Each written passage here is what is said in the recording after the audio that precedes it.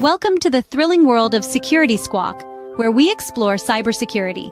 Guiding you through online threats, we'll aid you in understanding safety protocols and trends. Meet our gurus, Brian from Exact IT, Reginald from Arc Solvers, and Randy from Tech Rescue.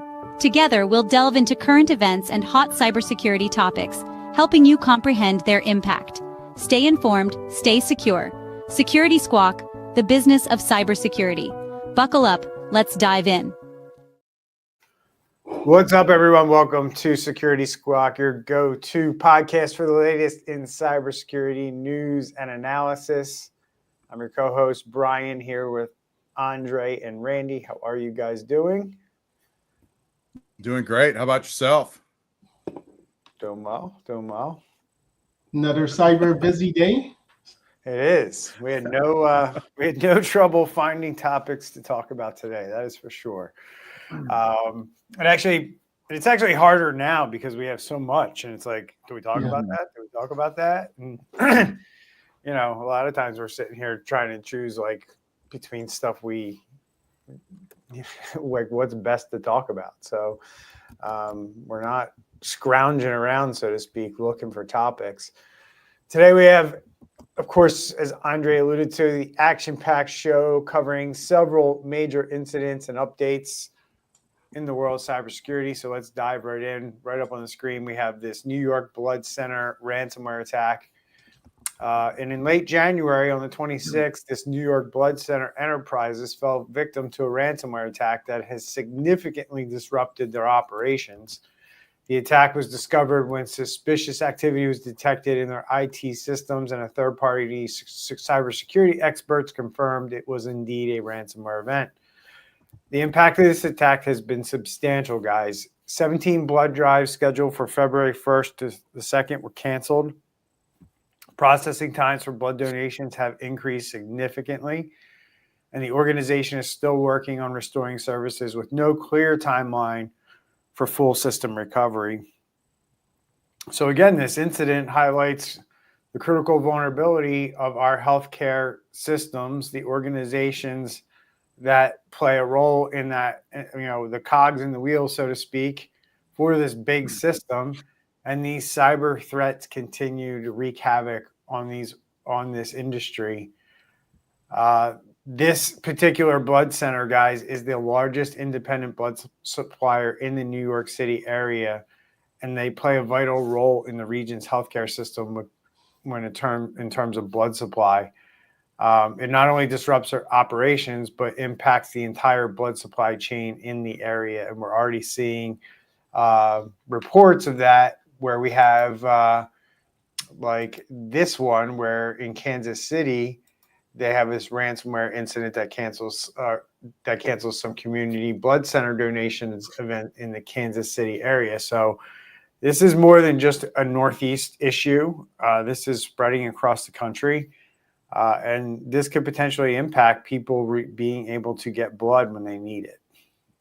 Yeah, these the initial article on the New York Blood Center, they actually work with 500 hospitals, affecting about 75 million people. So it's a pretty large network that they serve, and they're not going to be like the only blood provider for all 500 hospitals. But it's definitely going to have an impact. So it's disturbing as usual. Yeah, and something similar happened with One Blood, which is based right here in South Florida. And I remember that. We covered it in the show, and that was back in July. And later on, we did see that data was compromised. So right now, we're talking about what's going to be impacted as far as hospitals needing the blood. But then in 6 months from now, we'll be hearing from them as far as, social security numbers, date of birth, driver license, et cetera, all of that's been compromised. Yeah, I mean, it's going to be not fun. There are probably a lot more cancellations of blood drives are going to happen. And we're going to learn more as this progresses, and we're going to learn a lot about what happened in this attack and what the actual impact will be, because it's still early on and we really don't know, guys. Do you guys want to speculate? Do you guys have any thoughts on the impact of this to people who will need, blood in the future? Well, when it happened in Florida, I think it happened in South Florida. It was about a good week and a half, and they had to do an emergency, like basically like unless the person really, really needed the blood, they wouldn't just like give it. And then secondly, they had to then start shipping the bloods from other areas to make sure that the hospital was at a certain level. So, one thing it did mention is they don't know how long they're gonna be down. Typically, organizations has a kind of like a risk thermometer saying, look, we only want to be down for 2 days the most. So we need to spend X amount of money and have X systems so that no max in 2 days. We want to be able to restore from the backup and have everything working. So the fact that they don't know how long they're going to be down shows a little trouble in their systems. Either they're still trying to figure it out, or whatever they're trying to restore for them may not be working properly. Right. Yeah, we'll keep everyone updated, but it's one of those things where, people kind of, people that are able and fortunate enough and willing enough and kind enough to give blood all the time, they kind of are used to get in and get out quick. And when these things happen, unfortunately, people have to wait longer. So, it'll definitely discourage some people from donating blood until this issue is dealt with and things seem to be back to normal. So we'll keep everyone updated, but I think the impacts of this are going to be felt pretty widely across the healthcare sector in the coming weeks and days. So moving right along, guys, we have another ransomware attack to discuss. I'm just trying to find it in my slew of tabs here. But IT company out of India, they're calling them a tech giant, which I guess they are. They were hit with a ransomware attack. Tata Technologies, guys. They are a subsidiary of Tata Motors, and they are a major Indian multinational tech firm.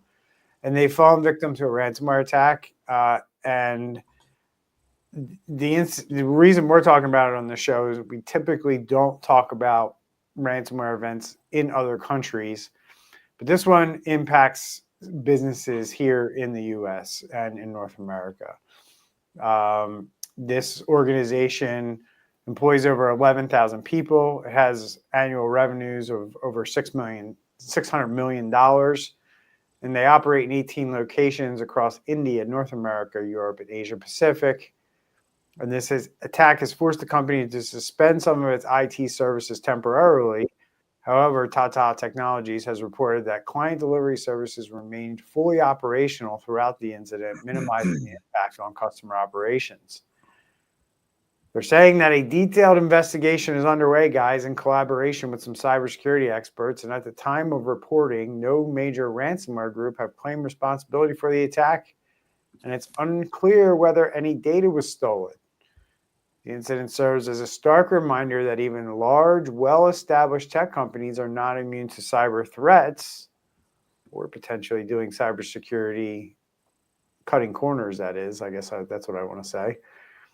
It also raises concerns about potential impacts to Tata's Technologies' intellectual property and technological portfolio. So that's a peculiar statement. They said that just being a big tech company doesn't make you exempt. Like some of the biggest attacks we've seen over the last couple of years have been big tech companies, and they get their IP, which is their intellectual property, they get that leaked, like source code for graphics cards and things like that. Like, why did they put that in the article, that being a tech giant doesn't mean you're not immune to, getting attacked? Like, that doesn't mean anything. Anyway, we've seen a lot of that. Well, you have that perspective, but a lot of people don't. I mean, I've been in meetings with big companies who've told me flat out that they have world-class security, world-class cybersecurity. And you look at one or two things and you can see that they don't.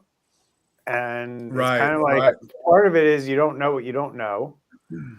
Part of it is that there's a cybersecurity shortage out there in terms of talent. So people are hiring people who claim they know what they're doing and they don't know what they're doing. That's, there's a lot of factors that go into how a company could end up in a spot, right? It could also be as simple as like what we saw over at Rackspace, where they're like, yeah, we're not going to patch these servers.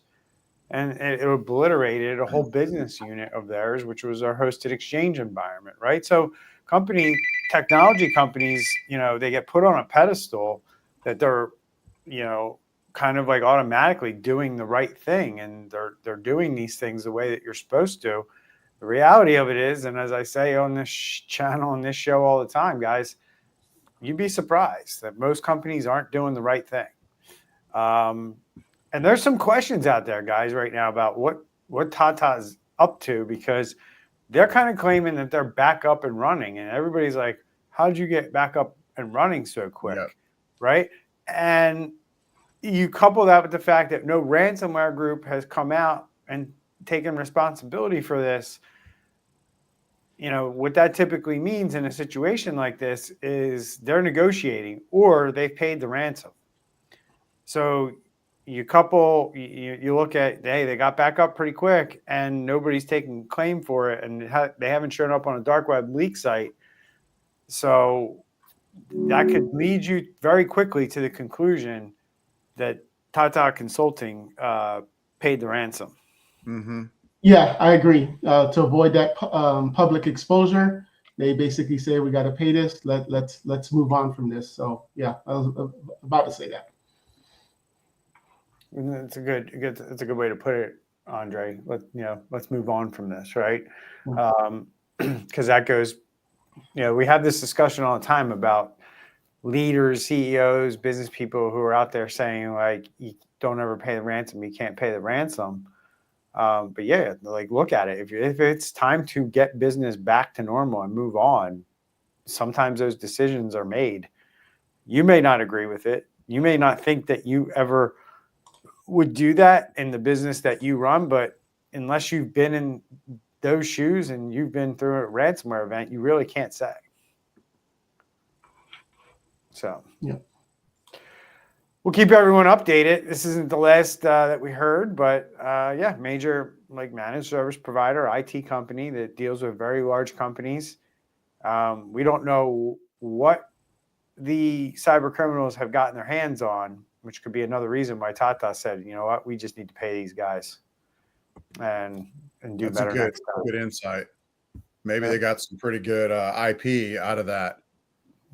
You would think, or customer information, maybe, you never know how far they got, right, with their attack and how deep they got into the system of Tata. But we'll learn more. We'll definitely, sure, they will show up in a following up segment down the road on the show. And moving right along, guys, we have Meta confirms WhatsApp hack. Act now to stay safe. Interesting take on there. On Sounds that. like clickbait. What's that? It said it sounds like clickbait. Yeah, I mean, it's a it goes back to the original issue with WhatsApp, right? And that's at the end of the day, the WhatsApp hack. What's going on is Meta revealed that a sophisticated spyware attack targeting the popular messaging app, and the attack is attributed to that Israeli spyware company Paragon, which Pegasus was the other one, right, Randy? Yeah, right, Yep. Right. This happened Pegasus before. What's that? Yeah, with Pegasus, they could send you a text and you didn't even have to open it, as long as they had your that's number, essentially what this is too. Yeah.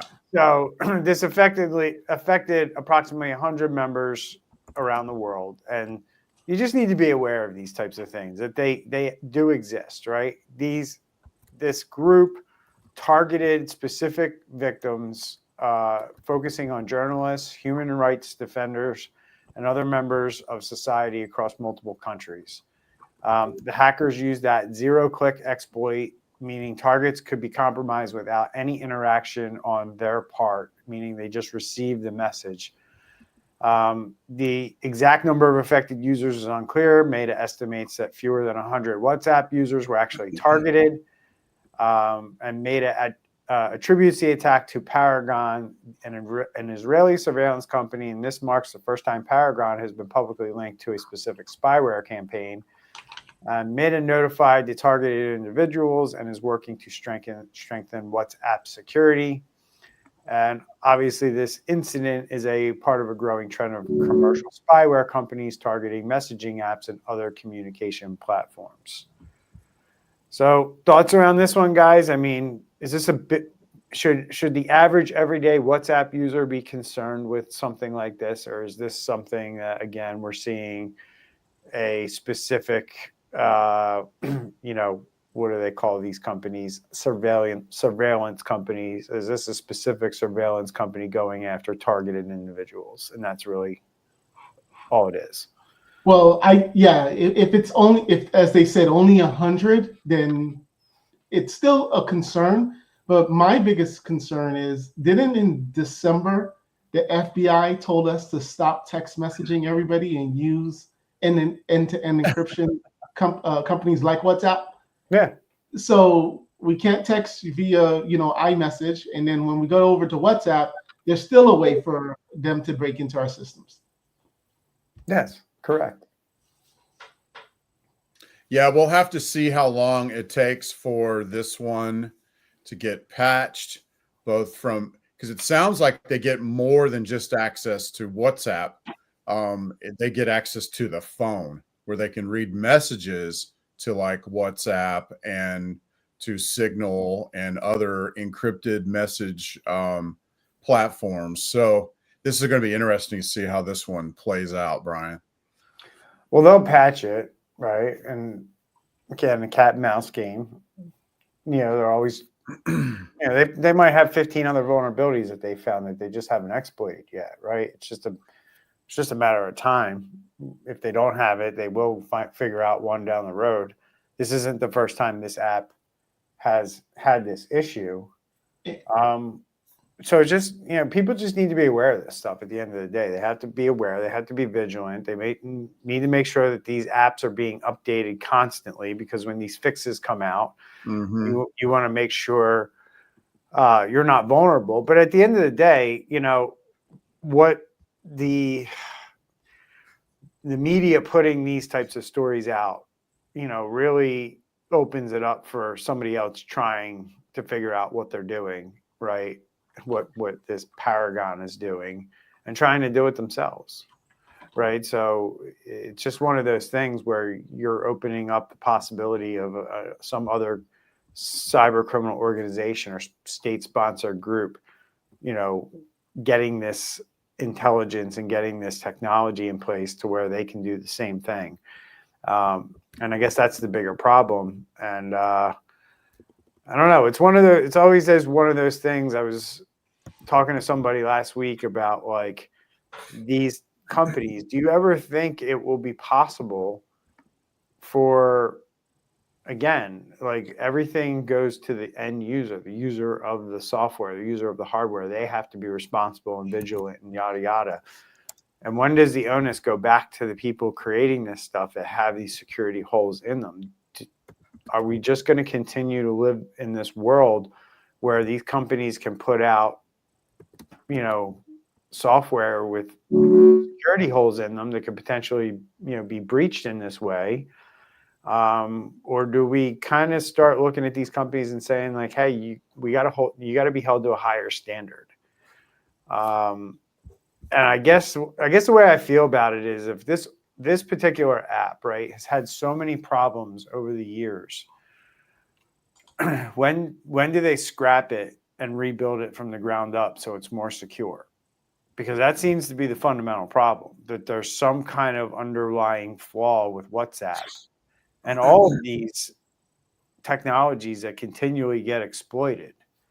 Do you think we'll ever get to a place, or do you think it's impossible? Like we can't go at the speed of technology if we're going to slow it down in the name of security. I guess that's where I'm at. So one of the problems is that who is Paragon's biggest customer? The U.S. government. Right. So you have, ICE, DEA, all of these agencies buying the licenses to use their software. And for the fact that this article came out, it's obviously saying that the software was misused, right? Because if it was just the government using it, then that's not news. So there was somehow it was copied and pasted, put on a flash drive, given to somebody in the government had to let this software be used by a bad actor. So, and I'm researching here, it says that the Paragon was acquired by a US-based private equity firm for some reported between $450 million and $500 million. So how can Apple, can you even blame WhatsApp at this point? No. They're fighting the U.S. government. Like the U.S. government is saying, hey, Paragon, we're paying your research and development because we need access to these phones. Yeah. I'm with you. I don't know if there's a whole lot that can happen without probably some kind of law or agreement, because this company, Paragon, I believe they're located in Israel, right? And they have this software called Graphite, which they can use to target individuals with, which is what they've done, about 90 apparently. And, Meta has said, please stop. Well, they sent a cease and desist with no response. So, I don't know that there's a whole lot that can be done other than somebody's got to figure out what are they using to get in so they can patch it. And it reminds me a lot of the stuff that was leaked before. Was it Snowden that leaked all this stuff? One of those guys, I can't remember exactly, they leaked a bunch of stuff that the CIA had in their tool chest for years. Oh, and what's that? It was like stuff. It started with an S. Yeah, and there were things that they had in their tool chest for years that no one really knew about. This graphite tool is one of those kind of things that they can use. They're not leaking it on the dark web, so all the criminals can get into all the iPhones, but they're using it to target specific people, and it's usually governments that want to regulate the press, or they want somebody who's doing this or that. So anyway. So DeepSeek, guys, leaks 1 million sensitive records in a major data breach. Very interesting that people flocked to this low cost, a la Walmart AI. And Temu, not Walmart, Temu. It tanked markets as a result. Because everybody's like, oh my God, they can do it cheaper and better. And no, they can't, right? And this is what we talk about all the time. Like, if you actually invest in cybersecurity, it's going to cost you a little bit more money. And you can do it without cybersecurity. And yes, it's going to be a lot cheaper. But you're going to have problems like this happening where over 1 million lines of log entries were exposed in this data breach, where a New York-based cybersecurity firm uncovered a major security lapse in DeepSeek. And one of the things was an unsecured database, and another one was a vulnerable and exposed API. So it was just more than one thing that this company kind of had when they rolled this out to the public. They also exposed digital software keys, which is never good, right, Randy? Back-end details of their environment, which is really never good. And super detailed.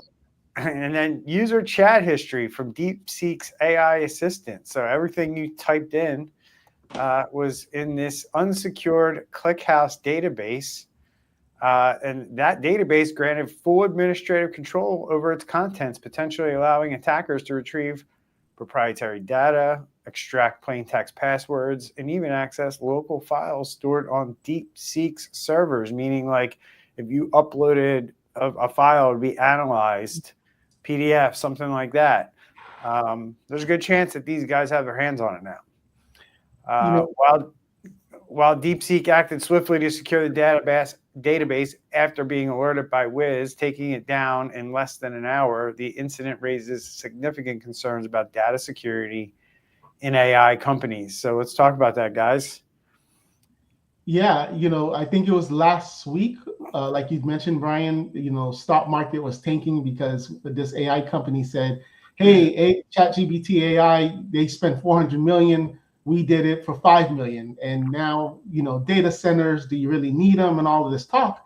But we just see that, this wasn't even a hack. It was just really negligence. Like they did this so shoddy.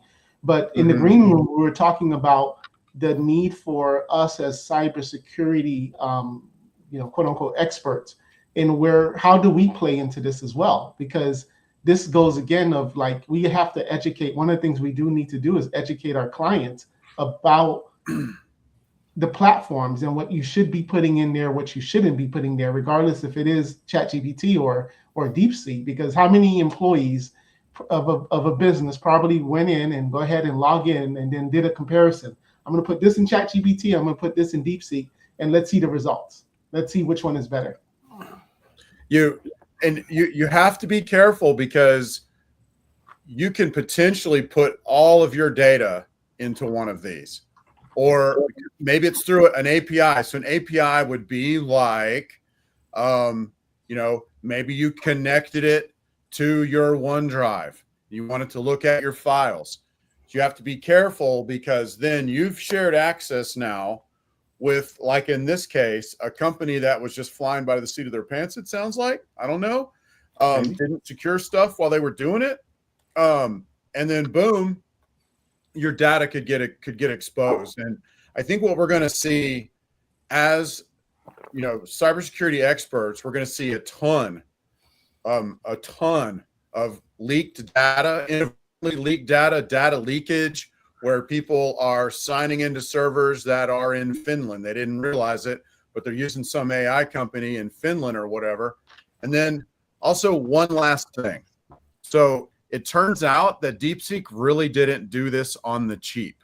Maybe they only spent 5 million to train, but DeepSeek is running on $1.5 billion worth of basically graphics cards, if you will. So they have a significant, this is not like you can just put DeepSeek on like your Nintendo Switch and it beats ChatGPT. That's what people were saying last week, making fake videos and stuff like that. Yeah.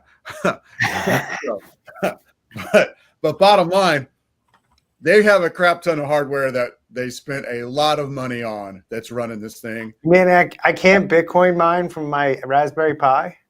Come on. Well, it depends how much time you have. If you install DeepSeek, then you can, yes. Well, interesting. We'll see. I think it's good advice to really start educating your employees if you run a business on AI and get an expert in. You should really have a policy around it because we are unfortunately seeing a lot of proprietary information being dumped into these systems, and these systems are being exposed, all of them, not just DeepSeek, but hey, you pick your poison and you decide, if a Chinese company is going to do security better than a US company or not. I don't know the answer to that. It's really up to them. But at the end of the day, you have to understand the risks that come with putting this information into a system like this, because it's not just you and a machine, and it's you and that machine. A lot of other people can access that machine as well. All right, guys, moving right along, we have just a quick update on something we talked about last week, and it goes along with the theme for 2025. that's proving Brian right, which is that, state and local governments, and we're seeing it at the federal level and a lot of different bills that are being introduced lately. And I'm talking about in the last couple of weeks, where companies are going to have to do more when it comes to this stuff or face problems. That's right. Even when Brian's wrong, he's right. It came up in the chat. That's right, Andre. So New York data breach notification laws updated, and just some updates on what's going on, because she just signed, the governor, Kathy Hochul, she just signed it into law. And we knew this was coming, but now it's law. And the timing requirements effective as of, this was retroactive, by the way, because it was voted on and passed in December. It just got signed into law. So now effective December 21st, 2024, organizations must notify affected individuals within 30 days of discovering a breach. That modified the language from a specific time frame, where it used to say in the most expedient time possible and without unreasonable delay. So that left kind of lawyer speak room for businesses to kind of not tell people right away. Now you have 30 days. And if you don't, you're going to be facing fines and penalties. Also effective December 21st, guys, of last year, organizations must now notify the New York Department of Financial Services in the event of a breach.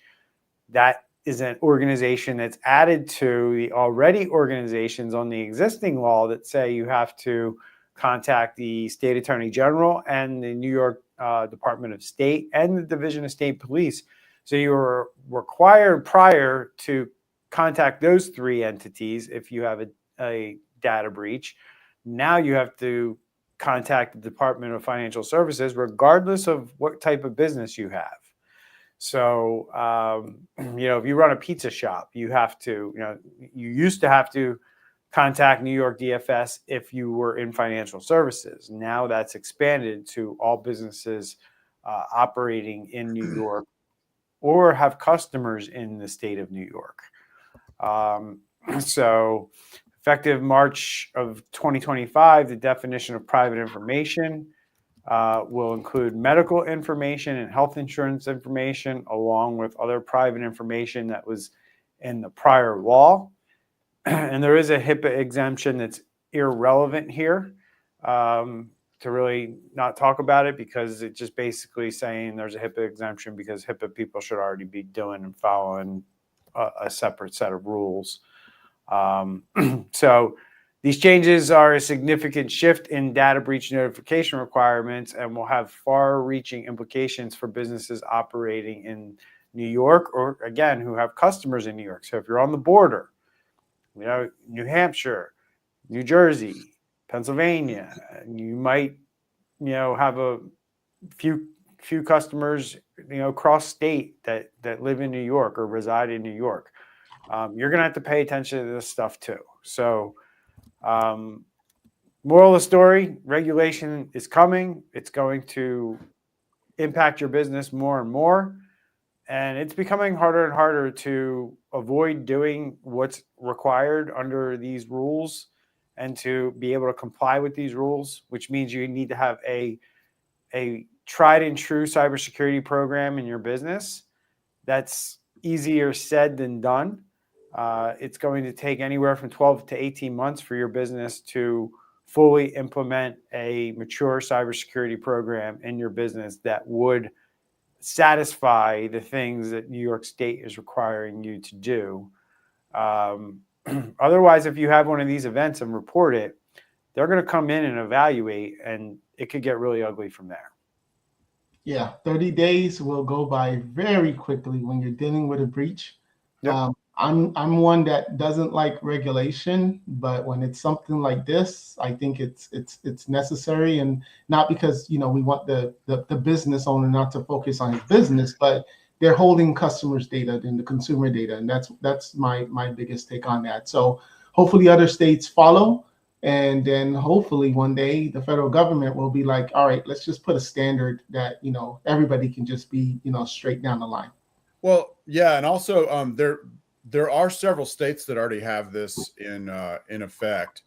I know in Texas we had one that went in effect. It's very similar wording and everything. I think it was September 1 of 2023 ish. And it's basically the same 30-day notification. The one in Texas says if more than 250 Texans are if their data is affected. I don't know if we're keeping North Dakotans data. Does that count too? But yeah, this is something we're going to see. Brian, I think you already mentioned this. It's going to become ubiquitous within the next probably 2 years, maybe 5 at the most. And if you're dealing with any kind of customer data, you're going to have to be responsible for it and the way that you handle it. It's interesting because businesses have had the luxury of basically waiting for a cyber attack to bet, gamble, play Russian roulette on their business. I mean, I'm sure there's businesses out there that started, existed maybe 5-10 years, exited, and never dealt with a cyber attack. Right. And that's just a business that gets lucky along the way. Right. Not every business is lucky to get through a cycle and exit and then not have to deal with some kind of breach or cyber attack along the way when you're not doing anything. Now you're going to have the government breathing down your neck telling you have to do this stuff. So it'll be interesting to see along the way if there's businesses and organizations and lobbyists that push back on these things that further delay progress towards companies doing the right thing, or does the government have the upper hand here and they will force companies to do things the right way? And if it goes the way it's kind of going right now, it's not going to take very long for this to hit a lot of businesses in a short period of time. Yep. So be prepared, folks.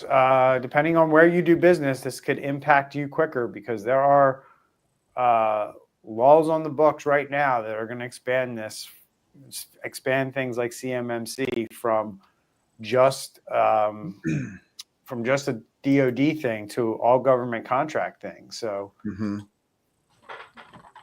and move right along. We got this MGM Resorts settling a class action data breach guy's lawsuit for $45 million. So this is the back end when you don't do cybersecurity the right way, and what the costs start to look like. Again, MGM, right? They dealt with a cyber attack for a long time that had a price tag attached to it. This does not include that price tag, right? Loss of business, downtime, dealing with the cyber attack, recovery. Now they have to deal with a $45 million settlement for these 2 major data breaches that affected approximately 37 million people. And, we'll go through the highlights of kind of like the deal. As Andre always says, the class action lawsuits don't really benefit the victims. But there's 2 different tiers. Some people are eligible up to $15,000. Other people are only eligible up to $20 to $75. Everybody's eligible for 1 year of financial account monitoring. And as usual, they don't admit to any wrongdoing as a result of this settlement, but they do have to pay this money. And obviously, class members, people who want to be paid, must show documented losses related to the event, which I'm sure is not going to be easy to do either. So here you go, just another example of an organization who didn't do enough and on the back end is paying a hefty class action lawsuit as a result. Any pretty straightforward, or yes, I know Andre is going to add some for sure, but I just wanted to pipe in here real quick because the cash payments are tiered, and it comes out to $20 to $75 per person. And I'd be willing to bet money that those are probably going to be issued in the form of gambling credits, like MGM Online or something. People are going to spend it, probably get more addicted to gambling. I don't know. Hopefully it's just straight up cash and it's a check that's mailed to you or whatever. But yeah, I mean, and this is just one little sliver of the car wreck, if you will, that this data breach was. Yes, there's a lawsuit. There was the downtime, like you mentioned. And there are other things that are out there, but this is just one part of it. And then here, go ahead, Andre.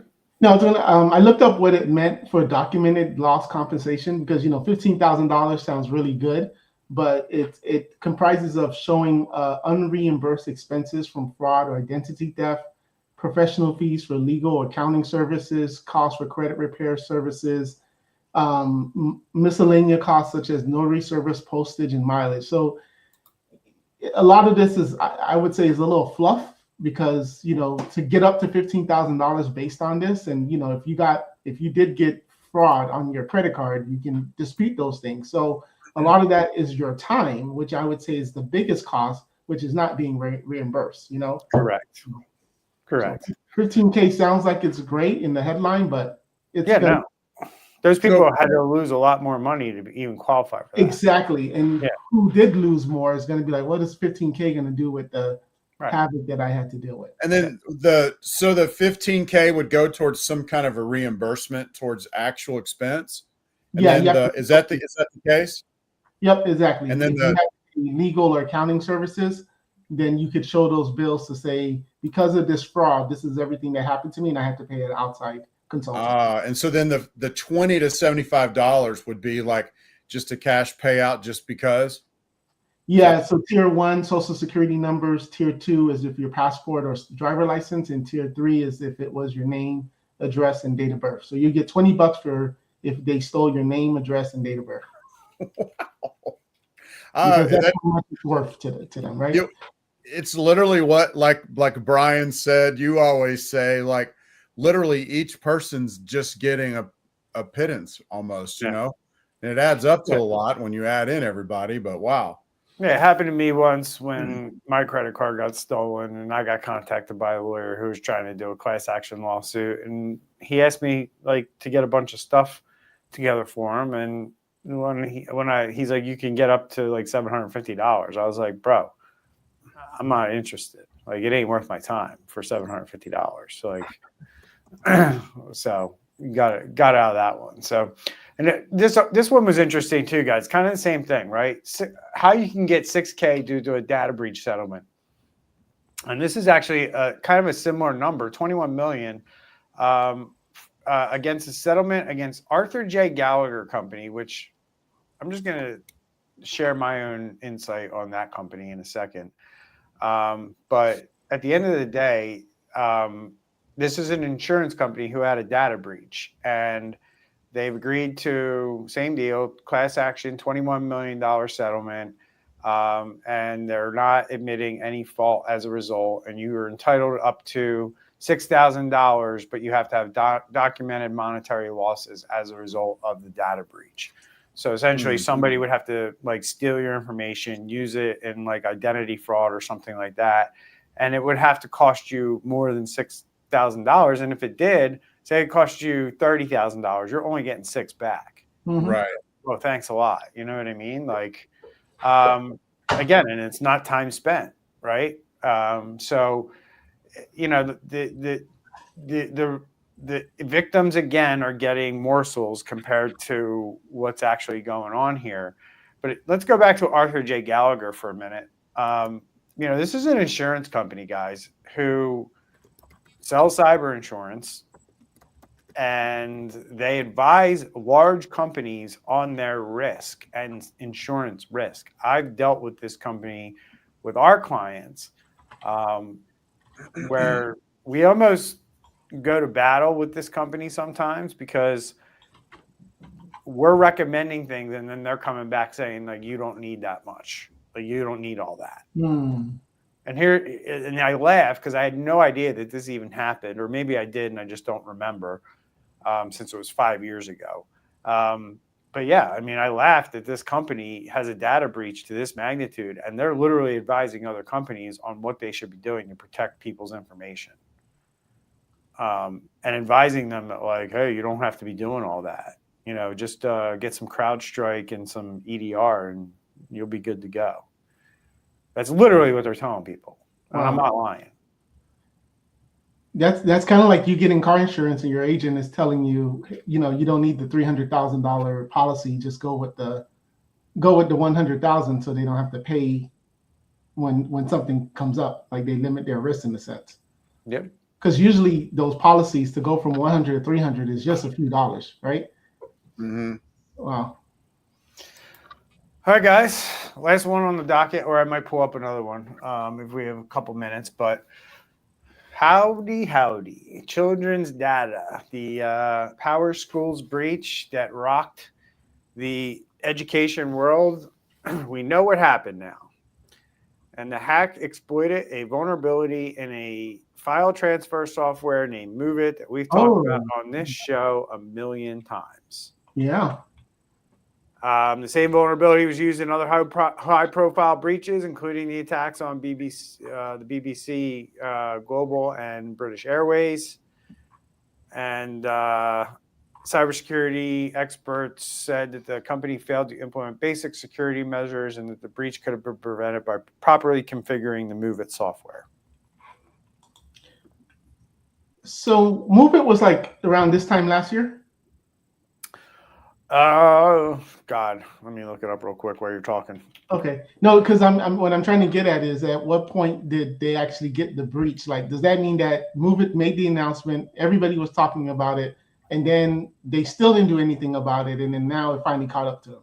So there was a 2023 vulnerability. There was a 2024 vulnerability. So May 2023, June 2024. They're not coming out necessarily stating that the vulnerability was exploited. They're saying that the MoveIt software was not properly configured. Okay. Wow. So what that means, who knows? You know, could be that the fix wasn't applied correctly. Who knows? Or it just wasn't. Maybe they just had a default username and password for the admin account. 62 million student records. 62 million student records, one of the biggest data breaches in the U.S., all because the IT company that all of these people use decided to not have somebody evaluate their systems for security purposes. That's how I look at it. Yeah. Or not You have a third party come in, and they're going to come in and identify something like this right away. You're checking your own work, and you think you're better than you are. Sorry to be so blunt, but that's just the reality. Just want to share this one real quick, guys, because I think it's important. This is why you should share the show and help us grow the show, because things like this are out there, and this is being exploited in healthcare right now. And healthcare organizations are being warned that this simple help remote access software is being exploited, just like the MoveIt software is being exploited by cyber criminals on a daily basis. They're seeing it all over the place. So if you use this simple help remote access software, you have an IT company or somebody that does, simple thing, just go into your installed programs and see what's installed. And if you see simple help, then you have this software and you could be vulnerable. So you should be doing something about this. It seems to be that simple help is used by remote radiology service providers. That's a big kind of area that uses it. And there are patches out there to resolve any issues. So simple help, get it patched, get it fixed, or get it off, or you're going to be on our show in a couple weeks. Yeah, the patch has been out for just about 3 weeks, and it's as simple as just updating the software to fix it. It is. It's that simple. But so is probably the MoveIt thing too, and every other breach that we talk about. That's what I'm saying. They're all simple on this show. So most of the stuff we talk about is preventable. 100%. All right, guys. Appreciate your inputs this week. We will see everyone next week. Remember, share our show wherever you consume your podcasts. Give us a rating. Helps other people find this content. We appreciate the support. We'll see you next week. Take care, everyone.